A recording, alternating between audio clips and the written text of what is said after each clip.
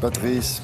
Bonjour William, bonjour à tous. Alors en marge des affaires courantes que constitue le sort des migrants et le ralentissement de l'économie chinoise, en marge des sujets sur lesquels nous aurons mille occasions de nous pencher, comme la préparation de la présidentielle et l'escalade prévisible entre l'Iran et l'Arabie Saoudite, eh bien j'ai à vous proposer ce matin deux choses, une disparition et une résurrection. La disparition, évidemment, c'est celle de Michel Galabru, auquel la presse rend l'hommage qu'il mérite.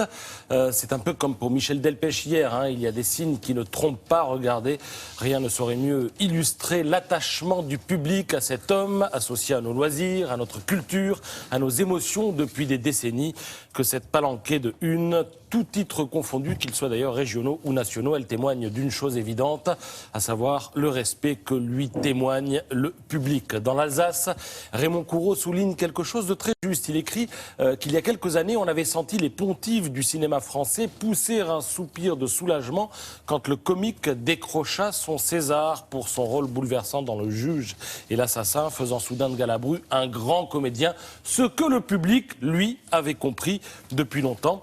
Et puis ce Rému des temps modernes, pour reprendre la formule de Philippe Marcacci dans l'Est républicain, eh bien n'était ni pédant, ni suffisant, ni capricieux, ni obséquieux, ni otage d'une communication qui ne correspondait en rien à sa personnalité. Cela faisait de lui quelqu'un d'humain et de sincère, note avec pertinence Hervé Chabot dans L'Ardennais.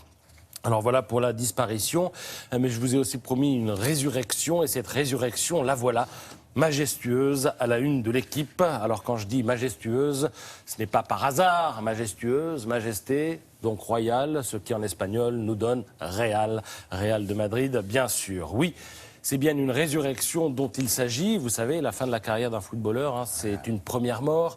D'ailleurs, j'ai en mémoire l'introduction de l'autobiographie de Michel Platini. Elle commençait par cette phrase « Je suis mort en juin 1987 », parce que c'est en juin 87 qu'il avait joué son dernier match. Eh bien, Zidane, lui, est mort en juillet 2006. Un coup de tête comme un suicide, et le voilà qui ressuscite aujourd'hui comme entraîneur du plus prestigieux des clubs. Et comme on dit dans le jargon, eh bien, pardonnez l'expression, mais ça fait pisser de la copie ce matin. Rendez-vous compte, même le journal Les Échos, journal qui se passionne habituellement pour le CAC 40 et les taux d'intérêt de la BCE, se fend d'une photo du jour. Alors, la nomination de Zinedine Zidane à la tête du Real de Madrid est une histoire fascinante, écrit Vincent Duluc dans l'équipe.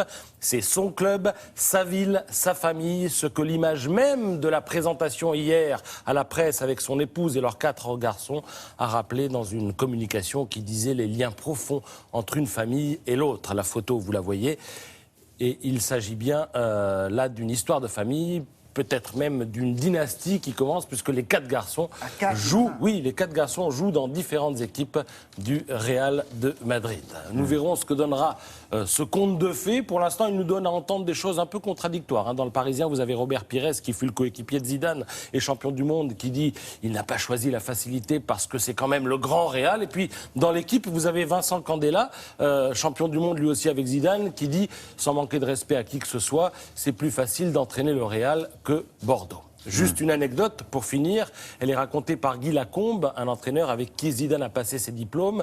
Il explique qu'un jour, il a emmené toute la promotion à Bruges pour rencontrer le club et les jeunes du club. Et puis à Bruges, le club prend les mesures cardiaques des joueurs. Et alors le lendemain, l'entraîneur de Bruges, des jeunes, est allé confier à Guy Lacombe, qui était le chef de stage de Zidane, que le cœur des joueurs battait à 15 pulsations de plus que d'habitude quand Zidane s'adresser à eux. Donc cet homme-là, on peut espérer que les joueurs du Real l'écouteront un petit peu. Alors le monsieur que vous voyez sur les photos à côté de lui, c'est le président c'est le président du club. Alors oui. Parce qu'il est en photo avec sa femme et ses enfants. Mais il faut comprendre que lui, c'est le président du club et que Zidane, c'est l'entraîneur désormais. Merci beaucoup. Autre chose? Non. On va reparler tout à l'heure un petit peu de Galabru. Je reviens vous voir tout à l'heure.